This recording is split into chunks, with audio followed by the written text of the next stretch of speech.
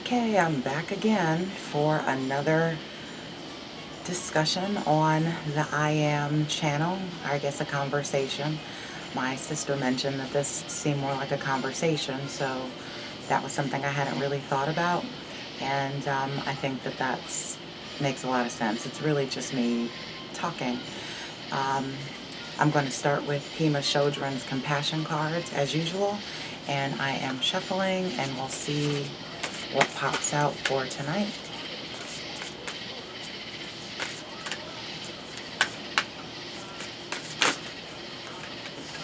Okay.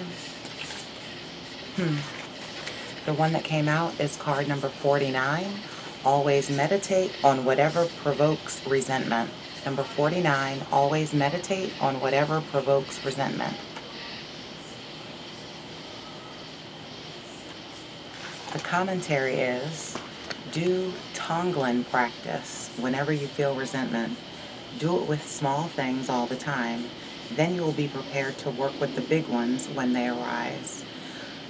I'm not at all familiar with Buddhism and all of its practices, but Tonglen sounds like a type of meditation, and so it sounds like this is just advising that we calm ourselves and meditate on whatever it is that's upsetting us, whatever it is that might be difficult for us, and if we do that every day in practice with small things, then it'll help us to handle the big things when they come up, which I think is totally true.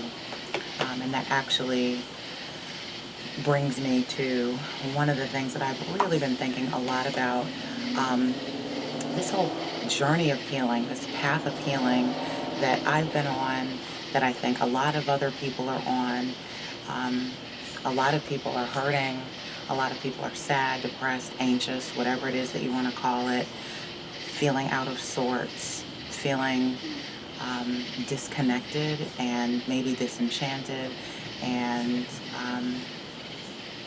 I think we're all searching for something, and really we're searching for ourselves, but one of the difficult things is where to look, how to find that. What does it mean to search for myself, to find myself? Who am I? When we start asking all these questions, one of the things that I will say is that once I started on this journey, and I'm still going through it, and I've been talking to my sister a lot, who is brilliant.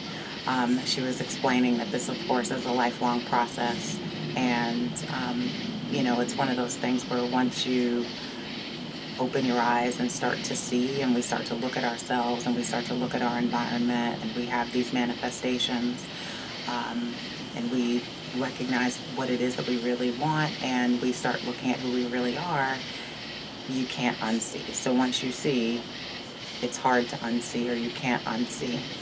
And then there's the question of, do you want to unsee, even if it becomes difficult?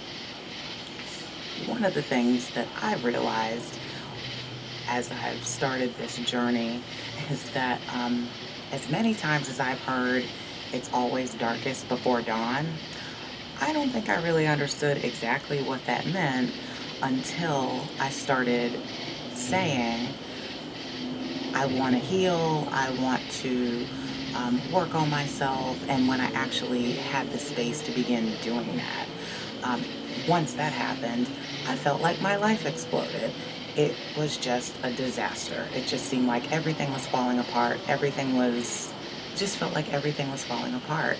And I've heard people talk about how things start falling away, and we become, things feel very challenging, and we begin to have all these personal difficulties as all of these emotions start rising up.